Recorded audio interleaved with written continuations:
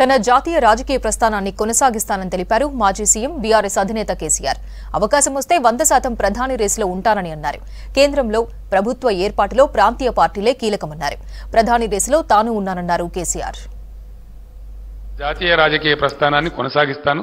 జరగదండి, నేను చెప్పిన కదా, బీఆర్ఎస్ గానే ఉంటది, నో డౌట్. అవకాశం రావాలనే కానీ ఎందుకున్నావు నాకు అర్థం కాదు.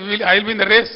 ఓటుకు నోటు కేసు ఏదైతే ఉందో అది భయంకరమైన కేసు, రెడ్ హ్యాండెడ్గా ఆయన పట్టుబడ్డ కేసు. ఆయన తప్పించుకోలేడు కూడా, ఎవరు తప్పించలేరు. కాబట్టి అది మన కింది మీద అయితే ఈయననే బీజేపీకి జంపు కొడతాడు కేసులు తప్పించుకోవడానికి పెద్ద ప్రచారం ఉంది. మా పార్టీలో ఉన్న ముఖ్యులను కాంగ్రెస్ పార్టీలో ఉన్నటువంటి ఒక వర్గం అంతా కన్సల్ట్ చేస్తూ ఉన్నారు. కన్సల్ట్ చేయడంగా స్పష్టంగా చెప్తున్నారు సంఖ్యతో సహా. అన్న మేము 26 నుంచి 33 మంది ఎమ్మెల్యేలు రెడీగా ఉన్నాము, మేము కలుస్తాము, ఇద్దరం కలిసి గవర్నమెంట్ ఫామ్ చేద్దామని చెప్తున్నారు. వాడేవాడా రాధాకృష్ణరావు? Who is he? నాకు తెలియదు, నీకు అంత తెలుసా? నీకు ఆయన రాష్ట్రంలో 100 మంది డీసీపీలు ఉంటారు, వాడు కూడా ఒక్కరి పేరు పట్టుకుని ఉన్నాను అడిగింది. నాకు అర్థం కాదు. తలా తోకలేని ప్రశ్న అది. అసలు ఆ ఫోన్ ట్యాపింగ్ ఏదైనా మీకు పిచ్చి పట్టుకున్నది. కానీ ముఖ్యమంత్రికి ఫోన్ ట్యాపింగ్ ఏమైనా సంబంధం ఉంటారా? రాహుల్ ఇంత పెద్ద సీనియర్ లీడర్. ముఖ్యమంత్రి గెట్స్ రిపోర్ట్స్.